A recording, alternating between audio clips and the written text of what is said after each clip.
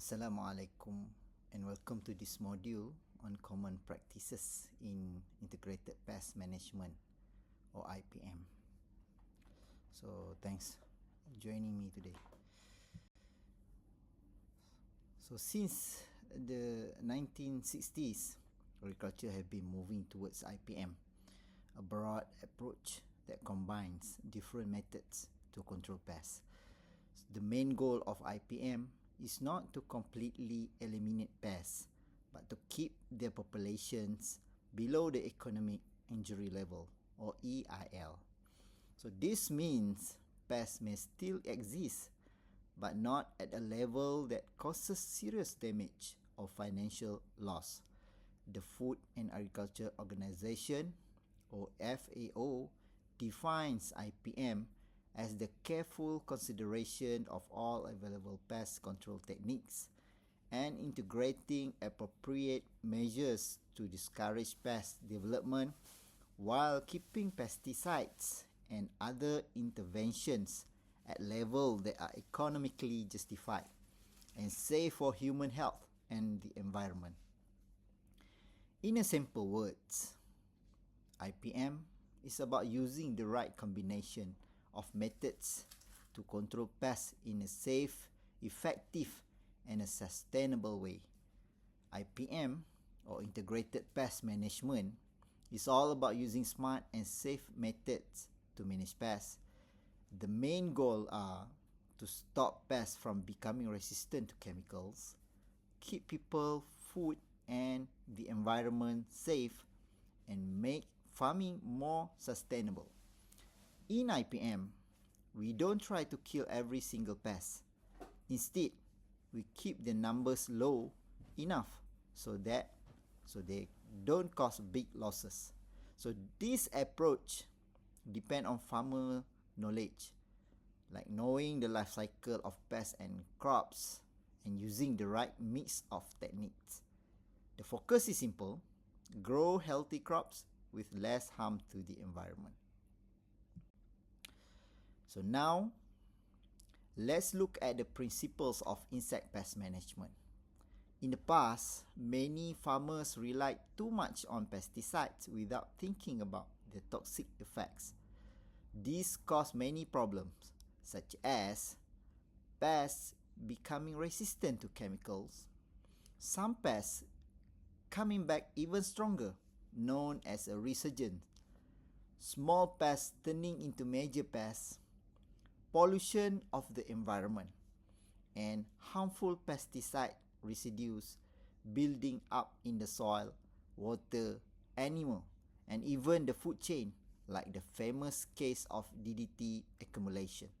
So that's why modern pest management focus on safer, smarter methods instead of just spraying chemicals all the time. So why do we need IPM? Because relying too much on pesticides creates many problems. Pests can become resistant, meaning the chemicals stop working. Old pests can resurge and come back stronger. Minor pests can turn into major threats. The environment gets polluted. For example, soil, water, and air are affected. Dangerous chemical residues can build up in wildlife, livestock, and even our food. A clear example is DDT, which built up in the food chain and caused serious environmental damage. This shows us that pest control cannot depend only on chemicals. We need a smarter and safer system, and that's exactly what IPM provides. So this slide shows what happened when we rely too much on pesticides. One famous example is DDT. At first, it was used widely to control pests, but over time, DDT started to accumulate in the food chain. So this means it stays in the soil, water, plant, and even in animal and humans. It caused serious health and environmental problems, including harming wildlife. The DDT story teaches us an important lesson. Chemical control alone is not sustainable. We must use safer integrated methods, which is the basis of IPM.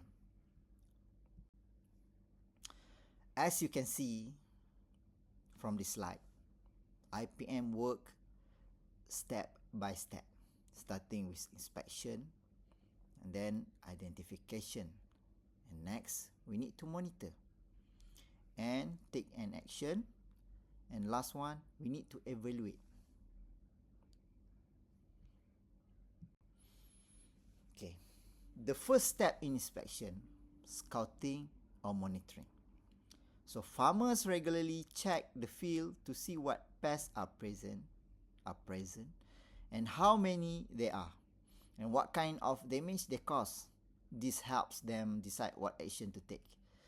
The second step is identification. It is very important to know exactly which pest is causing the problem. Not all insects are harmful. For example, surfy flies may look like pests, but they don't damage the crops. By scouting and identifying correctly, farmers can avoid wasting time and money and only act when it really needed.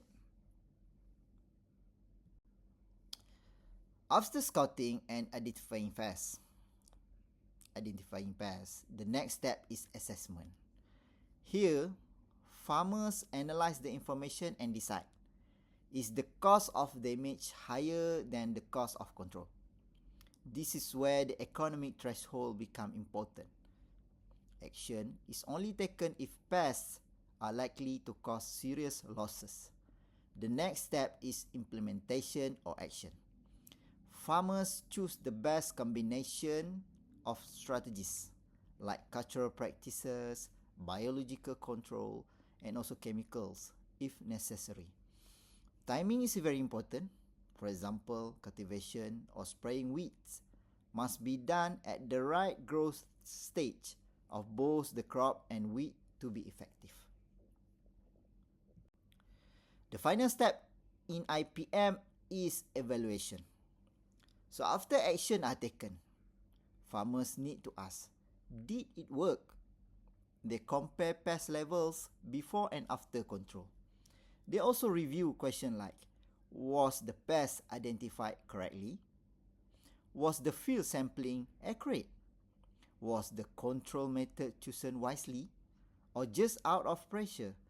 If something went wrong, farmers learn from it and adjust for the future. This step is important because it makes IPM a continuous learning process, helping farmers improve their decision over time. Before we talk about the benefits and disadvantages of IPM, it is useful to look at the pyramid of pest management tactics. This pyramid shows the order of preference in controlling pests.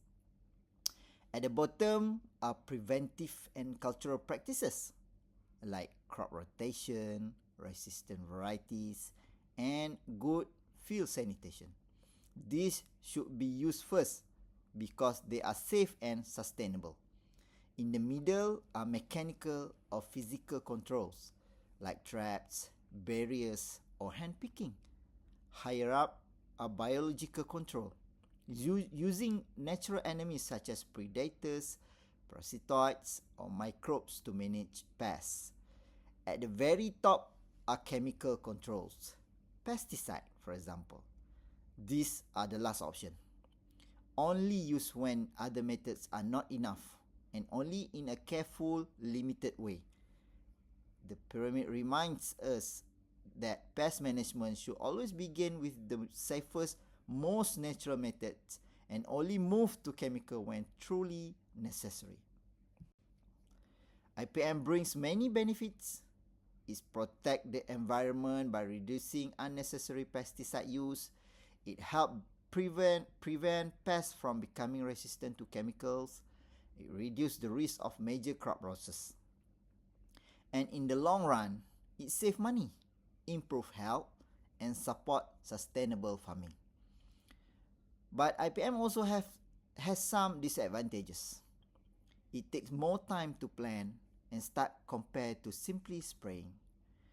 It required more labor and observation in the field. At the beginning, it may even cost more than traditional methods. So while IPM is not always the faster or easiest solution, it provides the best long-term result for farmers, consumer, and the environment. Even though IPM is widely promoted, there are still many misconceptions about it. Let's clear them up. Some people think IPM will completely eliminate pesticide use. That's not true. Pesticide can still be used, but only when necessary. Others believe IPM is only valid for tree crops. In reality, it can be applied to all types of crops. Some assume that just having a surveillance system is already IPM. But IPM is much more than monitoring. It's about making smart decisions and taking action. Another misconception is that IPM means simply mixing different pesticides. In fact, IPM is about combining different methods, not just the chemicals. Some think IPM can solve all pest problems instantly, but in reality, it focuses on management, not total eradication. Finally, many farmers hesitate to start IPM because they feel the lack knowledge about pest ecology. This shows why education and training are so important for success. So IPM is not about no pesticides or magic solution. It's about balance, informed, and sustainable practices. To make good decisions in IPM, farmers must first know how many pests are really in the field. This is done through different sampling and monitoring techniques. Some common methods include crop inspection, simply checking plant for sign of pests, and then shaking or beating plant so insect fall onto a tray or sheet for counting. Sweep nets to catch flying or moving insects. Malice trap or light traps to capture insects as they flying and move around. Pheromone traps to attract and monitor specific pests. Okay, pheromone trap to attract and monitor specific pests. Water or suction trap, for example, for small insect in the water to intercept that kind of insect. So besides insects, IPM also use phenological monitoring, tracking plant growth stage, weed assessment, and forecasting tools to predict pest outbreaks. So let's wrap up what we learned about common practices in IPM. Integrated pest management is not about eliminating all pests, but about keeping them at safe levels using a combination of methods. We've seen how IPM follows clear steps, from monitoring and identifying pests to assessing thresholds, taking action, and finally evaluating the results. We also learn that IPM brings many benefits. It protects crops, reduce pesticide use, keep food safer, and support sustainable farming. But it also requires time, knowledge, and effort. Most importantly, IPM helps us farm in a way that is safe for people, profitable for farmers, and healthy for the environment. This is why IPM is cornerstone of modern agriculture and why it matters for the future of food security. Thank you.